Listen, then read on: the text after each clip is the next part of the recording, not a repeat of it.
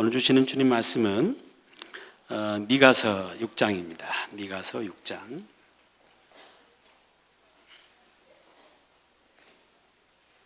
육 절 말씀부터서 8절까지.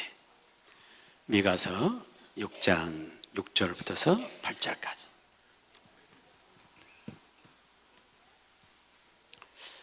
찾았으면 아멘. 별로 아멘이 이쪽에는 적은 것 같아요. 찾았으면 아멘. 앞으로 두 번을 기억해요. 자, 찾았으면 다 같이 합독하십니다. 시작. 내가 무엇을 가지고 여호와 앞에 나아가며 높으신 하나님께 경배할까? 내가 번제물로 1년 된 송아지를 가지고 그 앞에 나아갈까? 여호와께서 천천의 순양이나 만만의 강물 같은 기름을 기뻐하실까? 내 허물을 위하여 내 맏아들을, 내 영혼의 죄로 말미암아 내 몸의 열매를 드릴까? 사람아, 주께서 선한 것이 무엇임을 내게 보이셨나니 여호와께서 내게 구하시는 것은 오직 정의를 행하며 인자를 사랑하며 겸손하게 내 하나님과 함께 행하는 것이 아니냐. 아멘. 할렐루야. 성령 안에 살아가는 은혜가 되기를 축복하고요, 성령께 주시는 그 평강이 우리 가운데 가득 넘쳐나기를 축복합니다. 오늘 또 유머러스 말씀을 시작합니다. 어느 칠흑같이 어두운 바다에 함대 한 대가 쭉 항해를 하고 있어요. 근데 갑자기 앞에 보니까 반짝반짝 어떤 물체가 보이는 겁니다. 그래서 부딪힐까 봐서 앞에 있는 물체는 빨리 비켜라 하고 무전을 타전했습니다. 그러더니 거기 들려오는 말이 네가 비켜라 그런 거예요. 나는 함장이다. 그러니까 거기에 들려오는 말이 나는 이등병입니다. 그래도 못 뺏깁니다 그런 거예요. 아니, 못 뺏기면 내가 들이받겠다. 그랬더니 거기에 들려오는 대답이 받을 테면 받으시오, 여기는 등대입니다 라고 이야기를 했습니다. 어떤 분은 안 웃었을 거야. 왜? 지난번에 했거든. 상당히 오래 했지만은 옛날에 한 거 또 안 해 하고, 그런 분은 뭔가 마음의 여유가 없는 분이야. 왜냐하면 유머는 어차피 뭐 하려고? 웃으려고. 한번 웃고 마음을 열고서 우리가 예배를 시작하자는 그런 의미 때문에 전에 했던 유머라도, 내가 알고 있는 유머라도 웃을 줄 아는 그런 여유가 있기를 축복합니다. 아멘. 칠흑같이 어두운 밤, 등대는 희망입니다. 빛을 바짝 비춰줄 때에 방향을 제시해가지고 희망이 있는 거예요. 그런데 지금 우리 사회는 이 등대의 불빛마저 꺼져버린 칠흑같은 어둠 속에 놓여 있는 것이 사실이죠. 많은 사람들이 가슴 아파 생각합니다만은, 한 나라가 잘 되려면 나라의 지도자인 대통령이 바로 서 있어야 됩니다. 존경받아야 되는 거고, 언제나 비전을 제시할 수 있는 그런 위치에 있어야만 합니다. 근데 지금의 상황은 대통령이 신뢰를 완전히 잃어먹었습니다. 그래서 그의 지지도가 5% 이하. 이건 세계사에 없는 일이라고 그래요. 그만큼 국민들로부터 완전히 등을 돌림받는 바로 그런 형편 속에 있을 뿐만 아니라 어떤 비전도 제시할 수 없는 바로 그런 상황 가운데 있어요. 많은 국민들이 나라를 생각할 때 가슴 아프게 생각하고, 어쩌다 우리나라가 여기까지 왔을까 하는 그런 자괴감도 드는 것이 사실이에요. 우리가 살고 있는 이 세상이 어둠 가운데 있습니다. 그러나 우리 아버지 하나님은 언제나 빛이십니다. 언제나 희망을 주십니다. 아무리 어둠 속에 있어도 주를 바라보게 되면 그 속에 빛이 있는 것이고 그 속에 희망이 있는 거예요. 성경을 딱 열자마자 처음 등장하는 성경이 뭐예요? 창세기. 몇 장? 물어보나마나 1장. 1장을 딱 열자마자 거기에 나오는 이야기가 뭐예요? 땅이 혼돈하고 공허하고 흑암의 깊음에 있어요. 아주 칠흑같이 어두운 세상이에요. 무질서한 세상이에요. 아무것도 없는 텅 빈 그런 세상이에요. 여기에 하나님께서 임하시고 하나님 말씀하시기를 빛이 있으라 하심에 빛이 있었고 어둠이 확 물러가게 만드시고 빛이 있는 그런 세상을 만드십니다. 그리고 하나님께서 공허한 세상 속에다가 하나하나 채우시면서 풍요로운 세상으로 바꾸시고 무질서한 세상을 질서 있는 세상으로 완전히 바꾸셔서 희망의 세상으로 만들어 가시는 모습을 보게 되는 것입니다. 하나님이 계신 곳에는 언제나 절대 희망인 것입니다. 하나님은 언제나 어둠 가운데 빛을 비춰주시는 것이에요. 이 하나님 빛 가운데 거할 수 있는 저와 여러분 되기를 축복합니다. 성경의 첫 장에 그렇다면 마지막도 마찬가지예요. 마지막 장은 어디입니까? 요한계시록 몇 장? 여기 그냥 안 나오네. 22장. 거기 보게 되면 새하늘과 새 땅이 나오잖아요. 우리에게 주어질 새하늘과 새 땅이 나오는데 새하늘과 새 땅의 그 모습을 한마디로 이렇게 정의합니다. 거기는 어둠이 없겠다고. 다시는 어둠이 없다. 거기는 등불도 필요 없고 햇볕도 필요 없고 하나님이 친히 빛이 되어주시고 하나님 그 빛을 비추시는 곳이 바로 새하늘과 새 땅이라고 말씀하는 것입니다. 우리에게 주어지는 새하늘과 새 땅은 하나님이 빛이신 것이고 하나님이 희망이세요. 그분이 다스리시는 겁니다. 그건 절대 희망이 있는 것이 바로 우리에게 주어질 새하늘과 새 땅인 겁니다. 여러분, 늘 주님 안에서 어떤 어둠 가운데도 희망을 볼 수 있는 저와 여러분 되기를 주의 이름으로 축복합니다. 오늘 함께 보신 이 말씀 속에도 보게 되게 되면은 이 말씀도 이스라엘 가운데 굉장한 어둠이 깔려 있는 바로 그런 상태에서 주어진 말씀이에요. 좀 끄세요. 온풍기 좀. 여러분 졸거든요. 예방하는 겁니다. 눈치가 좀 없네. 어둠 가운데 있는 그런 상황이죠. 그래서 이스라엘 속의 지도자들이 완전히 부패해 있어요. 철저히 부패되어 있어요. 그리고 이스라엘 온 백성들이 산당에서 우상 숭배에 빠져갑니다. 나라는 급속도로 힘을 잃어버리고 있어요. 결국은 멸망의 눈앞에 와 있는 바로 그런 어둠이 짙게 깔려 있는 상황이에요. 이 상황에 하나님이 빛 대신 말씀을 허락해 주신 것입니다. 이렇게 살게 되면 아무리 어두운 세상이랄지라도 빛이 있게 되는 것이고 아무리 절망적인 상황이라도 희망을 가질 수 있는 세상이 된다라고 하시는 귀한 말씀을 주고 있는 것입니다. 그 말씀이 오늘 본문의 8절의 말씀입니다. 8절에 보게 되면 사람아 주께서 선한 것이 무엇임을 내게 보이셨나니 여호와께서 내게 구하시는 것이 있어요. 하나님 우리에게 찾으신 것이 있어요. 하나님 우리에게 구하시고 찾으신 것을 우리가 행하며 살아가게 되면은 우리 삶에는 빛이 있게 되는 것이고 희망이 생기는 줄로 믿습니다. 하나님이 구하시는 것, 이것이 무엇일까? 이것을 우리 마음속에 깊이 새기고 그것을 실천하며 살아갈 수 있는 저와 여러분의 삶이 되기를 축복합니다. 하나님이 구하신 것이 바로 뭡니까? 어둠 세상 속에서 구하시는 것, 그것은 오직 정의를 행하며 그랬습니다. 하나님이 우리에게 구하신 건데 이것은 바로 정의를 행하며 사는 겁니다. 우리가 삶을 살아가는 가운데 정의롭게 사는 겁니다. 올바르게 살아가는 것입니다. 우리 개인으로 본다면 정직한 삶을 살아가는 거예요. 그럴 때 어둠 속에 있는 세상은 밝아질 수 있게 되는 것이고 절망의 세상이 희망의 세상으로 바뀌어지게 된다는 것입니다. 시편 7편에서도 주께서 말씀하십니다.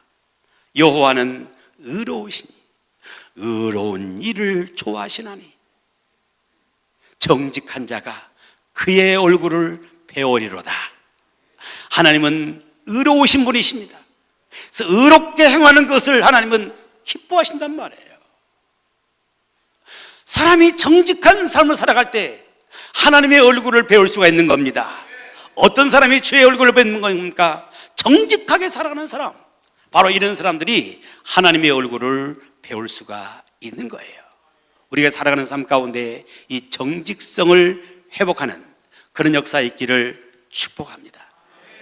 우리는 지금 굉장한 분노와 자괴감 속에 빠져 있습니다. 아니, 나라가 어쩌면 이렇게도 부패했고, 어쩌면 나라가 썩었고, 대통령의 권력을 이용해가지고 전방위의 부패를 행하는데 까면 갈수록 더 나오는 이런 부패들, 끝이 어딘지 알 수 없는 이런 부패에 경악하고 분해하고 절망하고 있는 그런 상황이에요. 근데 그것만 놓고 분노하고 절망하고, 이것이 우리의 삶을 절대로 빛 가운데로 또는 희망 가운데로 세울 수 없는 겁니다. 우리의 본 모습을 봐야 돼요. 우리의 나라가 이렇게 부패할 수밖에 없는 그 토양, 이것을 봐야 되는 겁니다. OECD 국가 가운데서 부패 지수를 조사했지 않습니까? 발표했던 것을 보게 되면은 34개국 국가 가운데서 부패 지수가 27위에 최하입니다. 부패가 만연되어 있는 나라예요.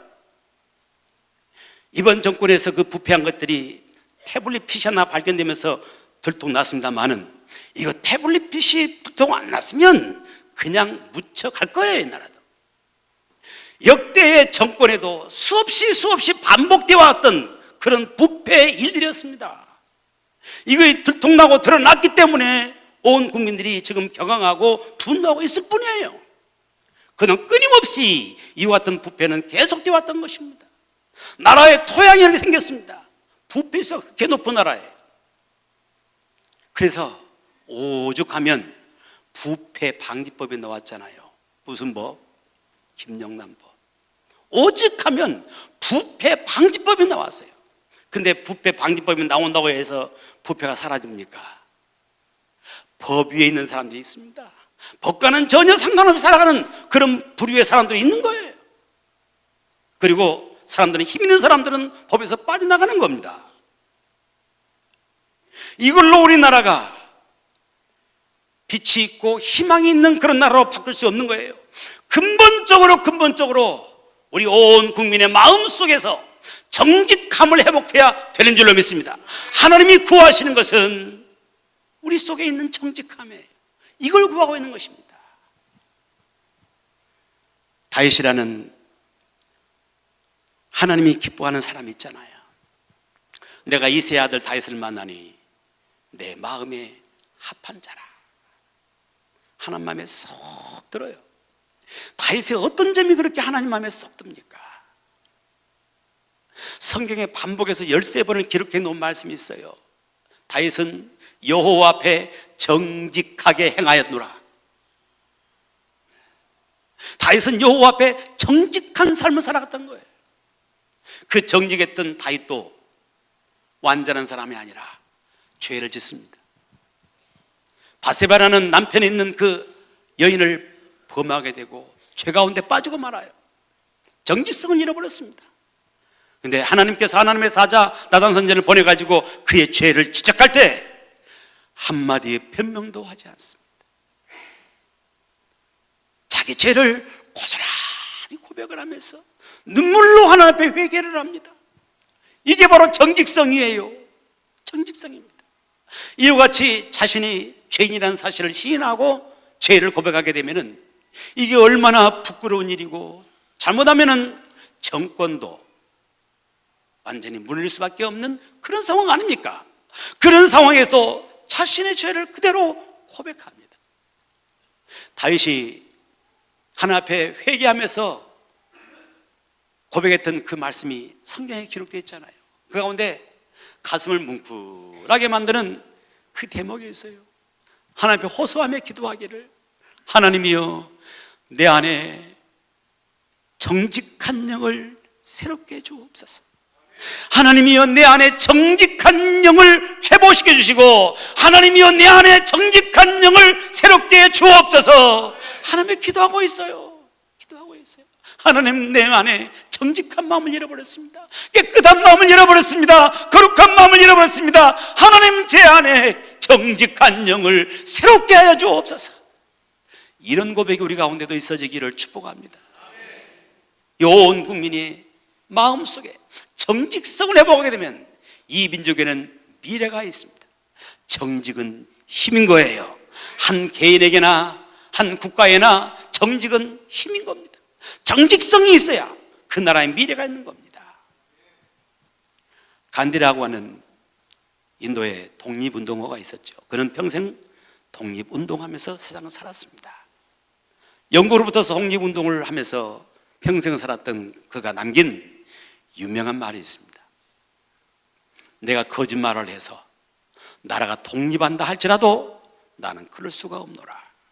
왜냐하면 거짓 위에 세워진 나라는 결코 망할 수밖에 없기 때문이다. 그런 말을 했습니다.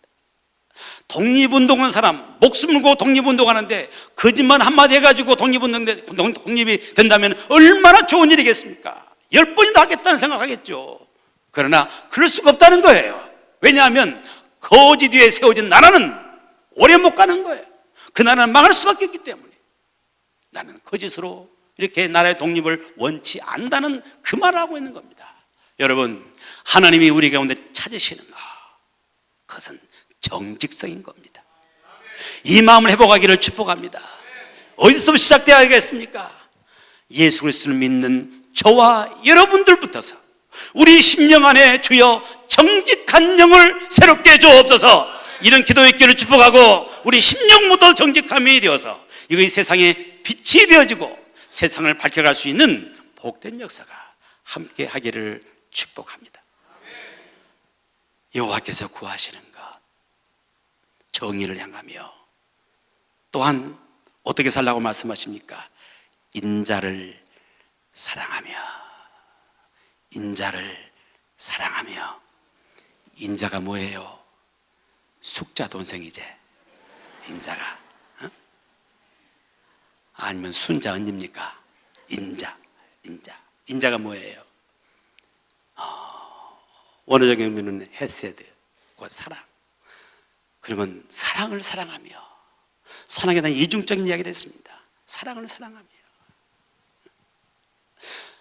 우리가 세상을 살아가며 정의롭게 살 뿐만 아니라 또한 사랑하며 사는 것을 하나님께서는 원하시고 우리 가운데 찾고 계세요. 그것을. 아멘. 여러분, 정의에는 반드시 사랑이 함께 가야 돼요. 정의로만은 절대로 완전할 수가 없는 겁니다. 사랑이 함께 같이 가져야 그 정의가 진정한 정의가 될 수가 있는 겁니다. 내 자신에 대해서는 언제나 정직하게 삶을 살아가는 겁니다. 그러나 이웃과 함께 살아가는 동안에는 사랑을 베풀며 사는 것이고 사랑으로 감싸가며 살아가는 것이고, 이렇게 살아갈 때 우리가 세상을 아름답게 빛되게 희망이 넘치는 그런 세상으로 만들어갈 수가 있는 거예요.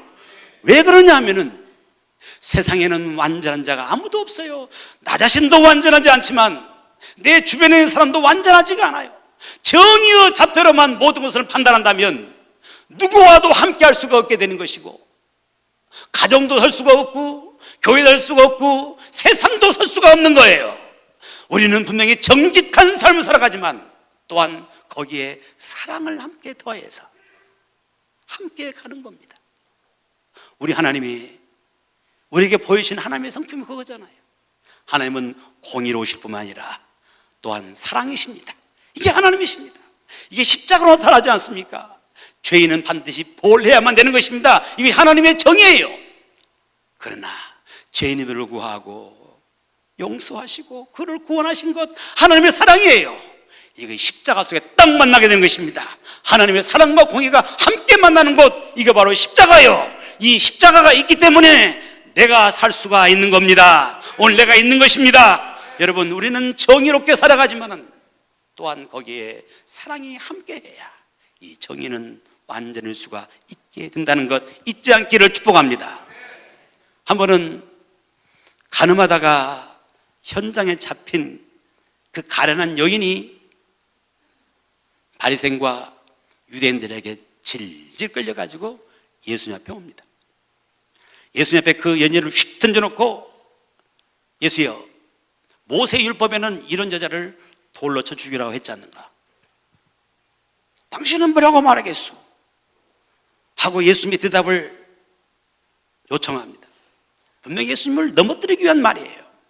예수님 땅에 글씨만 쓰고 있으니까 계속 종용을 할 때 예수님께서 쓰던 땅의 글씨를 멈추시고 일어나서 말씀하시죠. 뭐라고요? 너희 가운데 죄 없는 자가 먼저 돌로 치라고 말합니다. 자신을 돌이켜 볼 때 죄 없는 자가 누가 있어요? 손에 힘이 빠집니다. 돌을 내려놓습니다. 다 떠나가고 예수님과 그 여인 둘이 딱 남았을 때 예수님께서 그 여인에게 말씀하십니다. 나도 너를 정죄하지 아니하노니 가서 다시는 죄를 범하지 말으라고 말씀하신 것입니다. 사랑과 정의, 이것이 함께 있는 거예요. 예수님의 삶 속에는 항상 이 두 가지가 같이 들어간 것입니다. 분명히 죄에 대해서 공의롭게 정의롭게 행하지만은 그러나 또한 그 가운데 사랑으로 감싸주시고 용납해 주시는 이 두 가지가 늘 같이 가고 있는 것입니다. 여러분의 살아가는 삶 가운데 내 자신에 대해서는 늘 정직함 가지고 삶을 살 수 있기를 축복하고, 사랑과 관계 속에서 살아가는 그런 가운데 사랑으로 보듬어 안아가고 사랑으로 감싸가고, 그러는 아름다운 삶을 통해서 내가 사는 세상, 내가 관계하는 세상이 갈수록 더 아름다워지고 빛이 있는 그런 세상이 될 수 있기를 축복합니다. 하나님께서 우리에게 구하신 게 있습니다. 또 하나가 있는데 그게 바로 겸손하게 내 하나님과 함께 행하는 것이 아니냐. 겸손하게 내 하나님과 함께 행하는 것이 아니냐. 아멘. 겸손하게 살라 그 말이에요. 겸손하게. 참 사람이 겸손하는 게 정말 쉽지 않아요. 사람들이 죄성이 있어서 늘 조그만 건덕지가 있으면 교만에 쑥쑥 올라와요. 사단이 우리 속에 교만을 부추기니까, 그래서 우리를 무너뜨리니까 참 이 겸손한다는 게 쉽지가 않습니다. 내가 조그만 높은 자리에 있어도 그냥 내가 난데 막 이런 마음이 들면서 낮은 자리에 있는 사람들을 무시하고 깔보기 쉬워지게 되는 거고, 내가 좀 갖고 있으면은 없는 사람들에 대해서 그런 막 교만된 마음이 우리에게 들어와요. 좀 내가 배웠으면 못 배운 사람들에 대해서 그런 마음들이 자꾸만 들어오는 것이 이 사람이 가지고 있는 이 타락한 본성이거든요. 우리나라 보게 되면은 우리나라가 얼마나 어려웠습니까? 먹고 살기 힘든 나라, 우리나라에서요. 근데 복음이 들어오고 난 다음에 하나님이 놀랍게 복을 부어주시고 지금은 하나님께서 부강한 나라, 풍요로운 나라 만들어 주셨어요. 세계 사람들이 우리나라 와서 살고 싶어하는 그런 나라. 오죽하면 밀항선을 타고 들어와서 우리나라 살고 싶어하는 그런 나라가 됐잖아요. 그만큼 위치도 격상되고 살기 좋은 나라가 됐어요. 그런데 지금 와서 이렇게 보게 되면은 못 사는 나라, 옛날에 우리는 그보다 더 못 살았는데 그 못 사는 나라에 대해서 얼마나 무시한지 몰라. 나라 안에서도 조금 있는 사람들이 없는 사람들, 뭐 조금 또한 높은 뭔가 자리를 잡고 있으면 그것 때문에 그 힘 갖고 그걸 뭐라 그래요? 갑질한다 그러잖아. 하나님을 갑질하되고 또 뭐예요? 왕따시키고, 이게 막 교만된 마음들, 막 이런 마음들이 부지부식으로 올라옵니다, 우리에게는. 그래서 이 교만된 마음으로는 우리 미래를 보장할 수가 없습니다. 하나님 우리 가운데 겸손함을 원하시거든요. 아무리 내가 잘됐고 아무리 내가 힘이 있다 할지라도 하나님이 한번 부신다면 아무것도 아니야. 하나님이 거두신다면 아무것도 아니에요, 여러분. 여호와께서 집을 세우지 않으면 세우는 자 수고가 헛될 수밖에 없는 것이고, 성을 지키지 않으면 파수꾼의 경성함이 헛될 수밖에 없는 거고, 너희가 일찍 일어나고 늦게 누우며 수고의 떡을 먹음이 헛될 수밖에 없는 거예요. 내가 겸손하지 않으면 하나님은 언제 어느 순간에도 나를 걷어갈 수 있는 겁니다. 그러므로 늘 주님 앞에 우리는 무릎 꿇고 구해야 될 것. 하나님, 저에게 겸손함을 주시옵소서. 겸손하게 주와 함께 행할 수 있는 이 마음을 주시옵소서. 그런 기도가 끊임없이 우리 가운데 함께 하기를 축복합니다. 하나님 우리에게 구하시는 게 있어요. 이 하나님께서 구하시는 이 복 있는 삶을 우리가 어떻게 해야 살아갈 수 있느냐는 이야기예요. 내 힘으로 안 됩니다. 아무리 내가 정정하게 살라고 하더라도 내 심령은 그렇게 안 되어 있어요. 아무리 사랑을 하며 살라고 한다도 내 마음은 갈수록 좁아지고 있어요. 겸손하게 살라고 한다도 늘 교만된 마음이 내게 올라와요. 어떻게 해야 우리가 이와 같이 하나님이 구하시는 삶을 살 수 있느냐. 6절과 7절입니다. 내가 무엇을 가지고 여호와 앞에 나아가며 높으신 하나님께 경배할까. 지금 하나님 앞에 예배하러 나가는 겁니다. 그러면서 그 마음속에 생각하기를 내가 번제물로 1년 된 송아지를 가지고 그 앞에 나가갈까. 그럼 하나님이 기뻐하실까.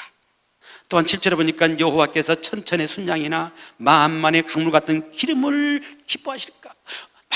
많은 순양을 바치고 또 많은 기름들을 바치면 하나님 기뻐하실까. 내 허물을 위해서 내 마다들을 바치면 하나님 기뻐하실까. 내 영혼의 죄를 말미암아서 내 몸에 열매를 드리면 하나님이 기뻐하실까. 그 하나님 앞에 나가서 예배로 나가면서 어떻게 하는 것이 하나님이 기뻐하실까 하면서 하나님 앞에 나가고 있다 그 말이에요. 여러분, 우리의 예배가 하나님이 기뻐하시는 예배가 되기를 축복합니다. 하나님이 기뻐하시는 그런 예배는 하나님 앞에서 드리는 예배예요. 하나님이 이 자리에 임재해 계신 것입니다. 그 앞에 예배를 드리는 거예요. 하나님이 그걸 기뻐하십니다. 그런데 우리의 삶이 하나님이 구하시는 삶을 살려면 우리의 삶도 하나님 앞에서 살아가야 돼요. 우리 삶의 문제가 바로 뭐냐면은 예배는 하나님 앞에서 예배를 드립니다. 그러나 예배가 끝나버리면 교회의 문을 나서는 그 순간에 하나님을 잊어버립니다. 하나님을 완전히 등지고 세상 살아가는 거예요. 그러므로 우리 삶에 하나님이 구하시는 것이 없는 겁니다. 옛날에 그 재밌는 이야기 했잖아요. 참 먹고 살기 힘들 때 서리 해먹는 문화가 있었잖아요. 서리 해보신 줄 계세요? 서리라는 용어가 뭔지도 모르는 분도 있을지 모르겠는데, 뭐 없는 시절에 그냥 어느 정도 허용해 준 게 있었어요. 뭐 감자서리도 해먹고 고구마서리도 해먹고 콩서리도 해먹고 수박도 삼회도 해봤잖아요. 안 해본 것처럼 마시고 해봤잖아요.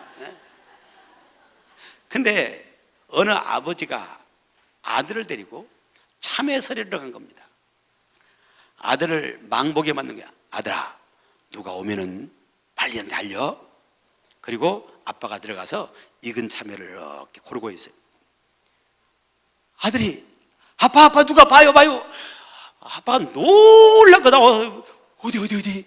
근데 사람이 아무도 없거든요. 이 아이놈의 새끼 장난하지 마 하고 바에 들어가서 또 가서 그 익은 참외를 찾고 있는데 아들이 아빠 누가 봐요.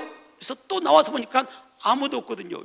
이 아이놈이 누굴 놀리냐고 이제 화를 벌컥 내니까 아들이 하는 말이 아빠 하나님이 보세요 라고 이야기했다잖아요.